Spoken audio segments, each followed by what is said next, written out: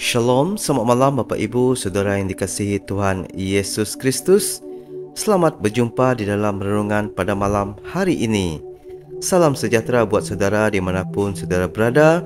Damai dan sukacita oleh Roh Kudus melimpah senantiasa di dalam hati dan kehidupan saudara semua. Sebelum kita mendengarkan renungan firman Tuhan, mari kita siapkan hati dan berdoa. Bapa Syurgawi, Bapa yang kami sembah di dalam nama Tuhan Yesus Kristus, kami bersyukur, kami berterima kasih atas semua kebaikan yang telah Engkau berikan kepada kami dalam hidup ini. Kami mengaku bahawa diri kami penuh dengan kekurangan dan dosa. Namun pada kesempatan ini, kami memohon pengampunan dan meminta dibimbing ke jalan yang benar, penuh dengan cahaya kebaikan dari-Mu. Hanya Engkau Bapa tempat kami mengeluh, membagi segala duka dan duka, maupun saat meminta kebaikan dalam hidup ini. Tidak banyak yang kami inginkan Bapa, hanya supaya Bapa memberi kelancaran dalam hal pekerjaan dan memberikan kami pekerjaan yang menurut-Mu membawa ke jalan kebaikan, agar kami bisa dipakai Bapa untuk menjadi alat-Mu dan bermanfaat untuk saudara, keluarga dan orang lainnya. Di dalam nama Tuhan Yesus Kristus, Tuhan dan Juru Selamat, kami berdoa dan mengucap syukur. Haleluya, amin. Bapak Ibu Saudara yang dikasihi Tuhan, judul renungan kita pada malam ini, penyebab utama kemiskinan dan penyebab rezeki kurang lancar. Pandangan orang Kristen mengenai kemiskinan terjadi kerana disebabkan ketimpangan struktur masyarakat, di mana sekelompok kecil masyarakat yang kebetulan kuat dan mapan secara ekonomis dan politis menindas golongan atau sekelompok besar yang berada dalam kemiskinan. Kelompok besar, iaitu yang miskin, tidak diberikan kesempatan sehingga mengakibatkan kekecewaan dan keputusasaan, kegelisahan dan kekhawatiran serta keraguan kepercayaan kepada Allah, bahkan mempengaruhi dan mengganggu fikiran. Maka untuk menghindari dan mengentaskan kemiskinan, yang kuat harus membantu yang lemah, yang kaya harus membantu yang miskin. Di dalam Alkitab, kemiskinan itu tidak dianggap sebagai kehendak Allah. Justru Allah melawan kemiskinan, memberi perhatian yang khusus kepada orang miskin dan lemah dengan kasih-Nya, di mana Yesus disalibkan dan membawa kemenangan bagi manusia. Jadi kemiskinan tidak didatangkan oleh nasib atau kehendak Allah, tetapi adalah kerana perbuatan-perbuatan manusia. Orang Kristen melihat kemiskinan tersebut dari segi materi dan juga rohani. Kristen mengatakan orang-orang yang miskin secara rohani adalah orang-orang yang miskin di hadapan Allah, orang-orang yang rendah hati, orang yang berduka cita, orang yang lemah lembut, yang menggantungkan diri kepada Allah bukan kepada manusia. Mereka mengharapkan pertolongan dari Tuhan, mengandalkan Tuhan sehingga boleh mengasihi sesama, tidak hidup untuk membalas dendam. Bapak Ibu Saudara yang dikasihi Tuhan, berbicara tentang kemiskinan, banyak orang memahami bahawa kemiskinan adalah tiadanya kemampuan untuk memperoleh kebutuhan-kebutuhan pokok yang diperlukan dalam memenuhi kebutuhan hidup. Kebutuhan-kebutuhan pokok ini adalah hak manusia untuk memiliki rumah kediaman yang layak bagi dirinya dan keluarganya, makanan dan pakaian yang patut baginya dan keluarganya, dapat menjaga kesihatan tubuhnya serta lingkungannya dan menjamin masa depan. Tetapi pada masa sekarang ini, ada banyak jiwa orang-orang yang tidak memiliki rumah yang layak untuk dihuni, orang yang lapar dan tidak memiliki sandang, sakit, buta huruf kerana kemiskinan. Hal ini menjadi persoalan bagi kita. Persoalan kemelaratan dan kemiskinan itu sudah merupakan persoalan yang sudah tua, setua manusia itu sendiri. Namun sampai sekarang masih tetap menjadi persoalan, bahkan menjadi tantangan baik di negara-negara yang sudah maju dan juga negara yang sedang berkembang. Bapa, Ibu, Saudara yang dikasihi Tuhan, berikut adalah penghalang dan penghambat rejeki sehingga doa tidak dikabulkan. Mungkin kita sering bertanya-tanya mengapa doa kita tidak dikabulkan oleh Tuhan. Dan ternyata hal itu terjadi kerana ada sejumlah penghambat atau penghalang sehingga doa tidak dikabulkan oleh Tuhan. Alkitab berkata bahawa doa seseorang bisa terhambat sehingga Tuhan tidak mengabulkannya. Bahkan sekalipun kita telah memenuhi syarat-syarat agar doa dikabulkan sebagaimana diajarkan di Alkitab, namun jika penghalang-penghalang terdapat dalam doa kita, maka doa kita akan terhalang dan tidak akan dikabulkan oleh Tuhan. Yang pertama, iaitu dosa dan kejahatan. Penghalang sehingga doa tidak dikabulkan, yang pertama adalah dosa atau kejahatan kita. Jika ada dosa dalam diri kita, tentulah Tuhan tidak menjawab doa kita. Dosa adalah penghambat kita untuk datang kepada Allah. Nabi Yesaya menjelaskan bahawa tangan Tuhan tidak kurang panjang untuk menolong kita dan telinganya tidak kurang tajam untuk mendengar doa-doa kita. Namun, dosa dan kejahatan kitalah yang membuat Tuhan tidak mendengarkan seruan kita serta membuatnya menyembunyikan diri kepada kita. Tertulis di kitab Yesaya pasal yang ke-59 ayat pertama sampai kedua. Sesungguhnya tangan Tuhan tidak kurang panjang untuk menyelamatkan dan pendengarannya tidak kurang tajam untuk mendengar. Tetapi yang merupakan pemisah antara kamu dan Allahmu ialah segala kejahatanmu, dan yang membuat dia menyembunyikan diri terhadap kamu sehingga ia tidak mendengar ialah segala dosamu. Bapa, Ibu, Saudara yang dikasihi Tuhan, Allah adalah kudus. Kerana itu kita pun harus kudus, terbebas dari pencemaran dosa. Seperti yang tertulis di Injil 1 Petrus 1 ayat ke-15 sampai 16. Tetapi hendaklah kamu menjadi kudus di dalam seluruh hidupmu sama seperti Dia yang kudus, yang telah memanggil kamu. Sebab ada tertulis, kuduslah kamu sebab aku kudus. Jika kita menghadap Allah dalam doa, kita pun harus kudus jika kita ingin doa kita dikabulkannya. Jika ada dosa dalam diri kita, maka kita harus bertobat terlebih dahulu, meninggalkan dosa tersebut dan berbalik kepada Allah.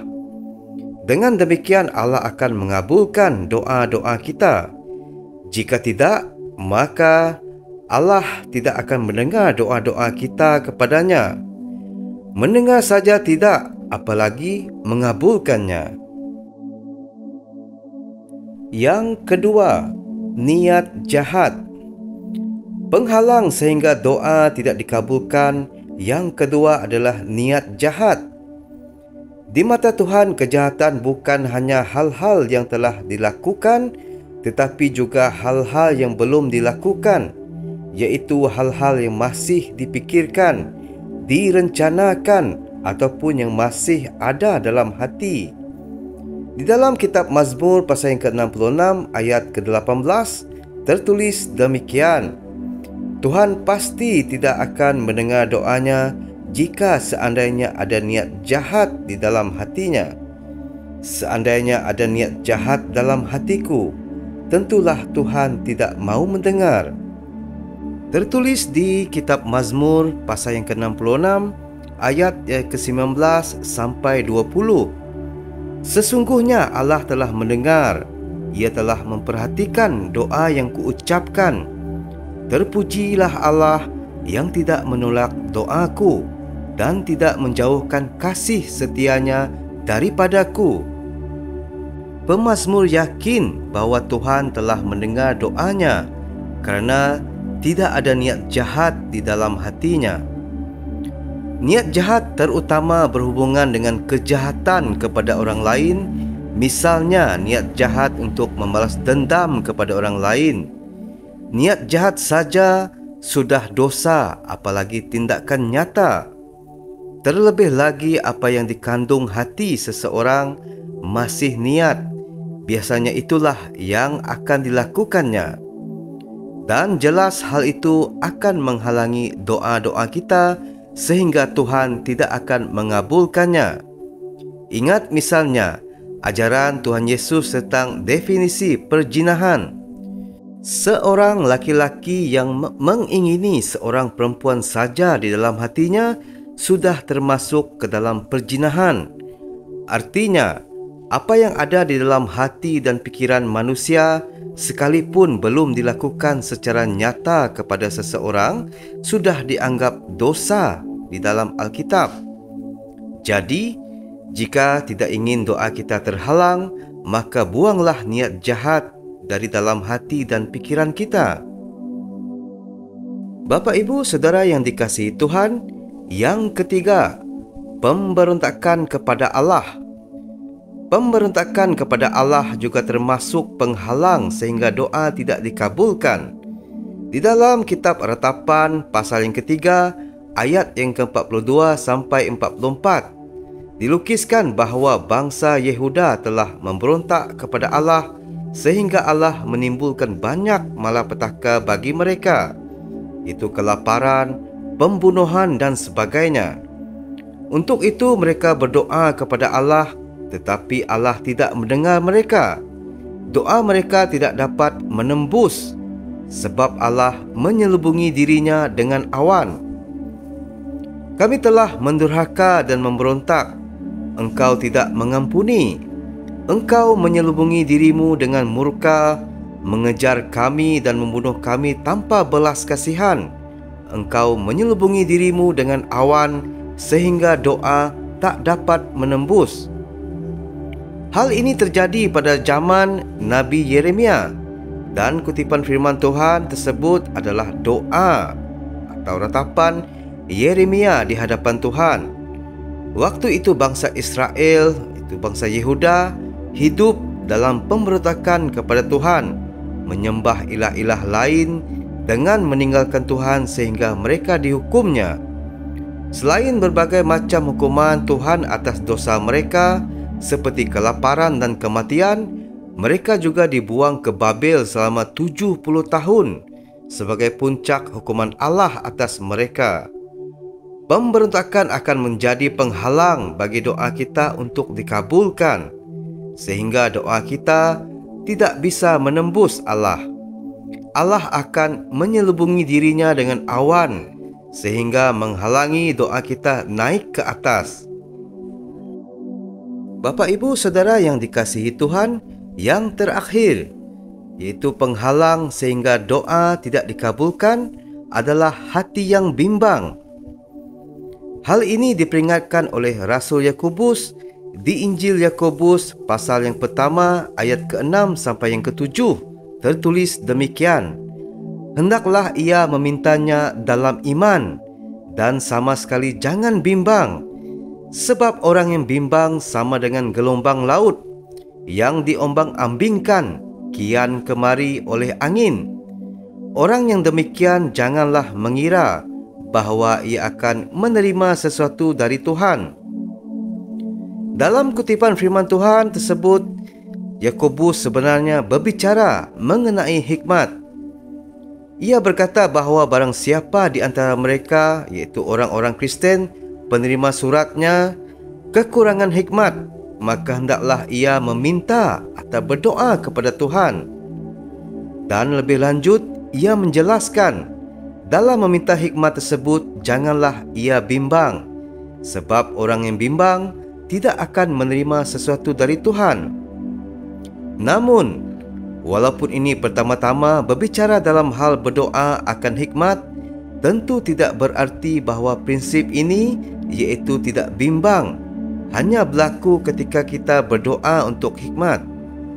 Prinsip ini berlaku juga dalam segala hal, yang kita minta kepada Tuhan.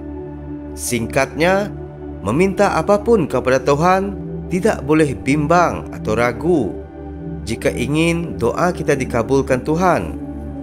Alkitab telah menjelaskan bahawa salah satu syarat agar doa kita dikabulkan Tuhan adalah jika kita berdoa dengan iman yang penuh kepercayaan.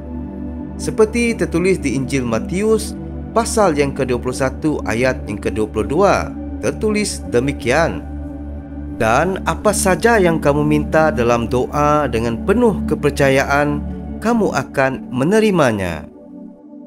Di sini kita juga diberitahu agar kita meminta sesuatu kepada Tuhan dengan iman. Tetapi di sini dipertegaskan lagi, memintanya dengan tidak bimbang, artinya percaya. Kebimbangan hati adalah penghalang bagi doa-doa orang Kristen. Bapa, Ibu, Saudara yang dikasihi Tuhan, demikian penyebab mengapa doa kita tidak dikabulkan. Banyak orang Kristen yang doanya tidak Tuhan kabulkan.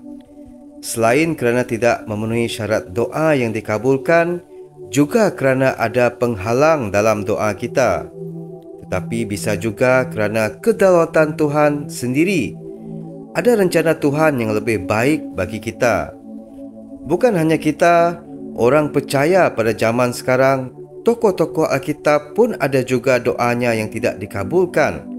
Entah itu kerana kesalahan mereka sendiri maupun kerana rencana Tuhan sendiri yang harus digenapi dalam diri mereka. Hal ini bertujuan supaya kita tahu bahawa kadang doa kita tidak dikabulkan sehingga kita tidak menjadi kecewa jika suatu saat doa kita tidak Tuhan kabulkan. Mari Bapa, Ibu, Saudara yang dikasihi Tuhan, kita tutup dengan doa. Bapa Syurgawi, Bapa di dalam nama Tuhan Yesus Kristus, terima kasih atas penyertaan dan kelancaran renungan kami pada malam ini. Terima kasih Bapa telah menuntun kami dari awal renungan hingga menuju akhir. Bapa, kiranya Engkau memperlengkapi kami dengan segala yang baik untuk melakukan kehendak-Mu dan mengajarkan di dalam kami apa yang berkenan kepadamu. Bagi Dialah kemuliaan sampai selama-lamanya. Kiranya Tuhan memberkati kita dan melindungi kita. Tuhan menyinari kita dengan wajah-Nya dan memberikan kita kasih karunia. Tuhan menghadapkan wajah-Nya kepada kita dan memberikan kita kasih karunia. Tuhan menghadapkan wajah-Nya kepada kita dan memberikan kita damai sejahtera. Di dalam nama Tuhan Yesus Kristus, Tuhan dan Juru Selamat, kami berdoa dan mengucap syukur. Haleluya. Amin.